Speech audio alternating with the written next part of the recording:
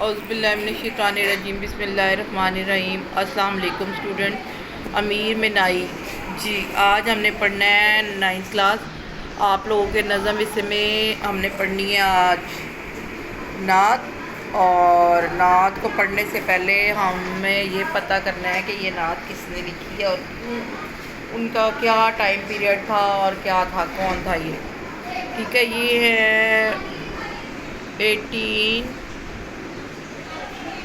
1828 سے لے کے تو یہ ان کا ہے 19 تک، 1900 تک، ٹھیک ہے۔ یہ ہیں جی کون، ان کا نام ہے امیر منائی۔ کیا نام ہے؟ ہاں جی، امیر منائی۔ منشی امیر منائی نصیر الدین حیدر شاہ ان کے عہد میں لکھنؤ میں پیدا ہوئے۔ آپ کے والد کا نام مولوی کرم محمد تھا، ٹھیک ہے۔ اس کے بعد ہے آپ حضرت مخدوم شاہ مینا لکھنوی رحمۃ اللہ علیہ کی اولاد سے تھے، اسی لیے آپ نے نام کے ساتھ منائی لکھتے تھے۔ آپ نے اپنی ابتدائی تعلیم مفتی سعد اللہ رام پوری سے حاصل کی۔ بعد ازاں تعلیم کی تکمیل کے لیے علماء فرنگی محل کے مدرسے میں داخل ہوئے۔ منشی مظفر علی اسیر سے شاعری میں اصلاح لی۔ کم عمری میں ہی شاعری میں بلند مقام حاصل کر لیا۔ ابھی آپ کی عمر 20 سال تھی کہ نواب واجد علی خان نے اپنے دربار میں طلب کیا اور کلام سنا۔ 42 سال رامپور کے نواب یوسف علی خان اور نواب کلب علی خان کے استاد رہے۔ آخری زمانے میں نواب مرزا داغ نے انہیں حیدرآباد بلوایا۔ وہاں جاتے ہی بیمار ہو گئے اور اس بیماری کے دوران میں انتقال ہوا۔ امیر منائی کا شمار اپنے عہد کے قادر الکلام شاعروں میں ہوتا ہے۔ انہوں نے تمام اصناف میں شاعری کی، مگر غزل اور نعت کی طرف زیادہ رجحان رہا۔ آپ کی شاعری زبان و بیان کی خوبیوں اور فکر و خیال کی رعنائیوں کا مجموعہ ہے۔ ان کی نعتوں میں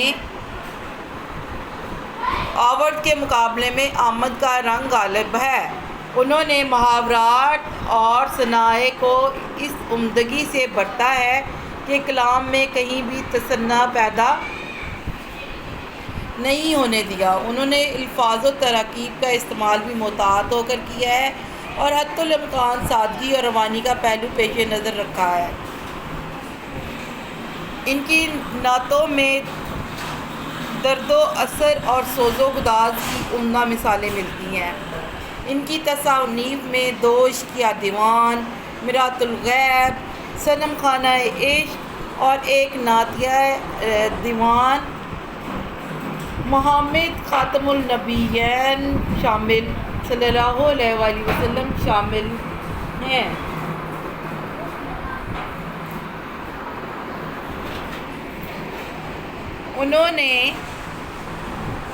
انہوں نے شاعروں کا ایک تذکرہ انتخاب یادگار کے نام سے مرتب کیا۔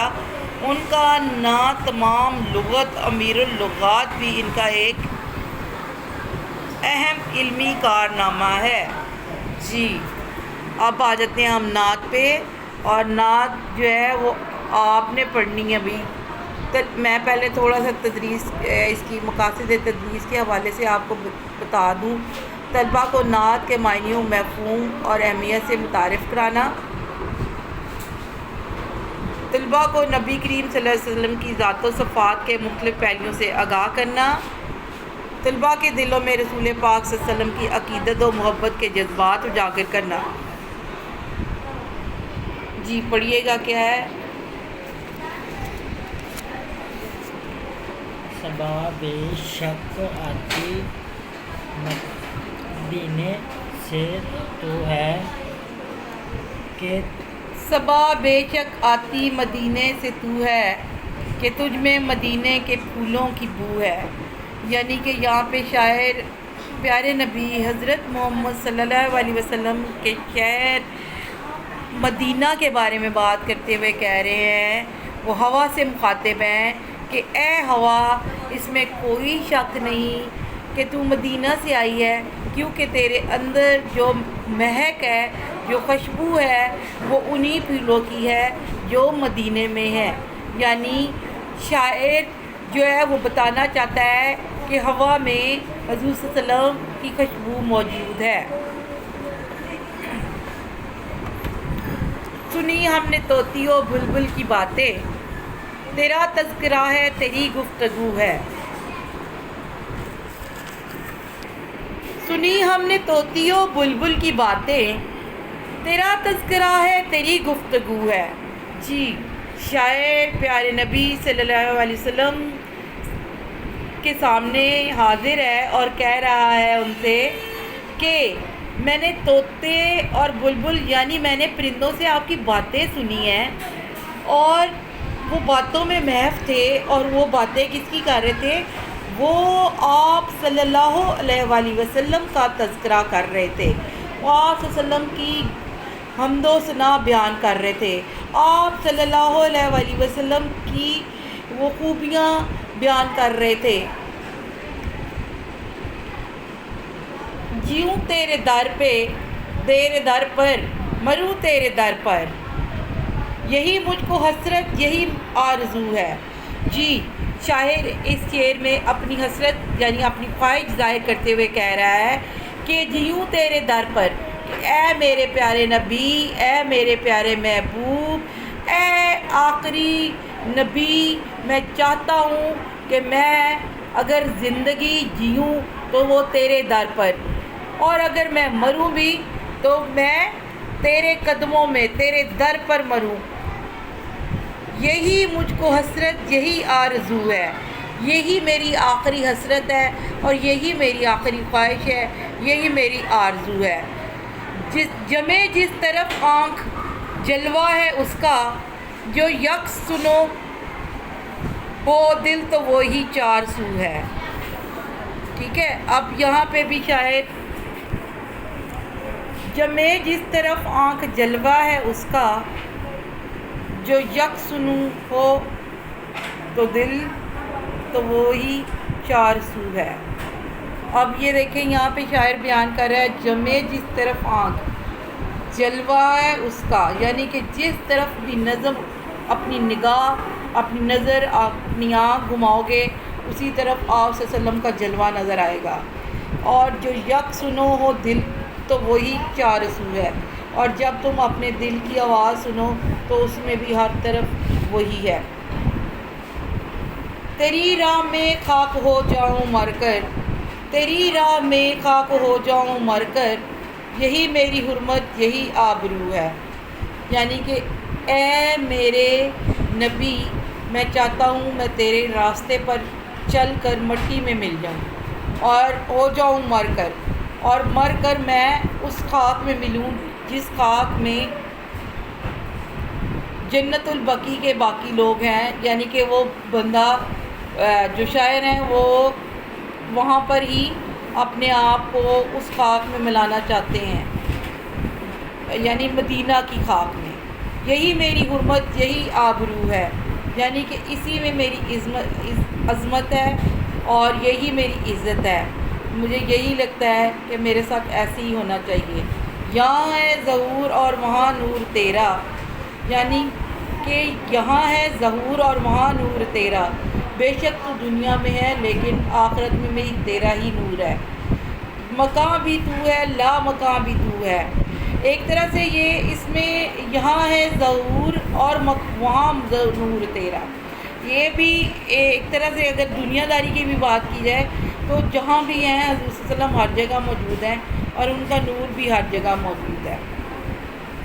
مکان بھی تو، لا مکان بھی تو ہے، یعنی کہ اگر مکان کی یا گھر کی بات کی جائے تو وہ بھی تو ہے ہمارے لیے، اور لا مکان یعنی کہ اگر ہم اب گھر کے بغیر بھی رہتے ہیں تو تیرے بارے میں ہی سوچتے ہیں، تیری ہی سوچ ہوتی ہے.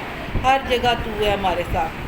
جو بے داغ لالا جو بے خار گل ہے وہ تو ہے وہ تو ہے وہ تو ہے وہ تو ہے. جو بے داغ لالا یعنی یہ ایک طرح سے تشبیہ کا استعمال کیا گیا ہے. جو بے خار گل ہے یعنی آپ کو گل بتایا گیا ہے بے خار جو کہ کانٹوں کے بغیر ہے. اور بے داغ لالا یعنی کہ آپ وہ انسان ہیں جو ہماری فریاد سنتے ہیں اور ہماری داد رسی کرتے ہیں. اور تو ہر جگہ ہے، چاہے میں باغ میں ہوں چاہے میں کہیں پہ بھی ہوں.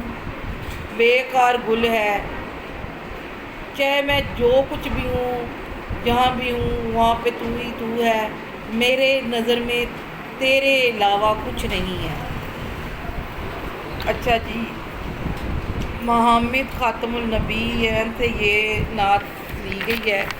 اور نیکسٹ اس کے مختصر سوالات کے جوابات ہیں. صبا کہاں سے آتی ہے؟ مدینہ سے. پھولوں میں کسی کی خوشبو ہے؟ حضور صلی اللہ علیہ وسلم کی. شاعر کے دل میں کیا حسرت اور کیا آرزو ہے؟ شاعر کے دل میں حسرت ہے کہ وہ حضور صلی اللہ علیہ وسلم کے شہر میں جا کر اس کو موت آئے اور وہ وہیں پہ دفنایا جائے. شاعر اپنی حرمت آبرو کس بات میں خیال کرتا ہے؟ وہ اپنی حرمت اور آبرو اسی بات میں خیال کرتا ہے کہ وہ حضور صلی اللہ علیہ وسلم کے پاس جا کر رہے اور وہیں پہ اس کا انتقال ہو. طوطے بلبل کس کا ذکر کرتے ہیں؟ وہ بھی آپ صلی اللہ علیہ وآلہ وسلم کا ذکر کرتے ہیں. اس نعت میں ردیف کیا ہے؟ اس نعت کے قافیہ اپنی کاپی میں لکھیے. نعت کا مرکزی خیال تحریر کیجیے. لالا کے بے داغ اور گل کے بے خار ہونے سے کیا مراد ہے؟ کالم میں دیے گئے الفاظ اور اسی طرح یہ ان کے کالم میں لانے ہیں.